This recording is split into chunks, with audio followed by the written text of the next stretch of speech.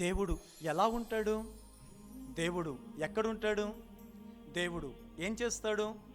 దేవుడు ఏం తింటాడు? ఇదే కదా చాలాసార్లు మనం మాట్లాడుకునే విషయాలు. అయితే దేవుడు ఎలా ఉంటాడు? ఆయన ఎత్తైన ఆకారం కాదు, ఆయన విలువైన ఆభరణం కాదు, ఆయన కంటికి కనిపించనివాడు, ఆయన మనసుకు అందనివాడు, ఆయన అనుకుంటేనే అర్థమయ్యేటట్టు బోధించగలడు. ఈ ప్రపంచమును నిర్మించిన నిర్మాణకుడు ఆయనే. పరిశుద్ధుడు, ప్రేమ కలిగిన వాడు, క్షమించేవాడు, ఆయన అన్ని చోట్ల అందరితోనూ ఉండగలిగిన సర్వవ్యాపి ఆయనే. సమస్త జీవరాశులను పోషించుచున్నవాడు ఆయన.